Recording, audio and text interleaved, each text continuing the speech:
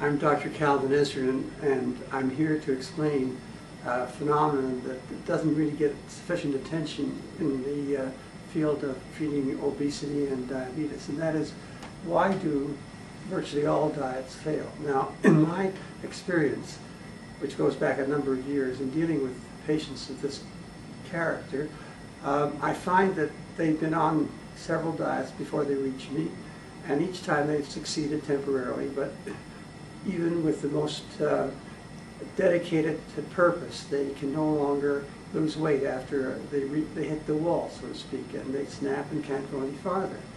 And the problem is that whatever's causing this does not lend itself to easy measurement.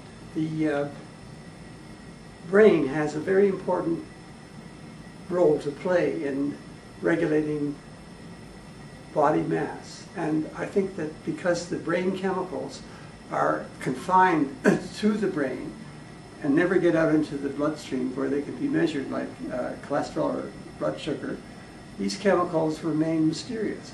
We now know that there are 40 communicating chemicals in the brain that run the brain.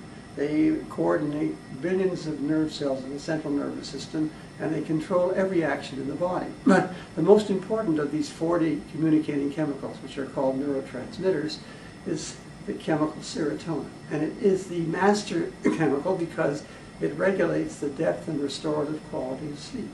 And the problem is that when sleep is being impaired by stress, then there is a difficult time continuing to have enough serotonin to control the replenishment of these brain chemicals. And this is what leads to obesity, because when serotonin is depleted, an addictive craving for carbohydrates ensues, and people become carboholics and make it difficult for them to avoid the foods that are bad for them. However, we have found that there is a particular replenishment of serotonin from an orphan drug called trazodone, and we've talked about it probably in previous episodes, but trazodone has the power to have a small effect like serotonin because intrinsic to its chemical structure there is such an agent, and that improves sleep and allows people to replenish the serotonin that's in their brain and thereby have not only a relief that's temporary of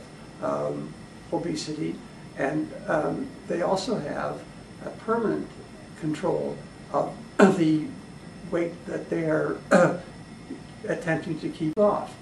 And the reason that other programs do not have this control is that it's likely that the reason for diets failing is that the very act of dieting itself depletes the brain of serotonin. Once again, because we can't measure this, it's not something that can be easily explained and actually convincing enough for doctors to adopt this attitude of trying to control the serotonin to keep the weight from coming back.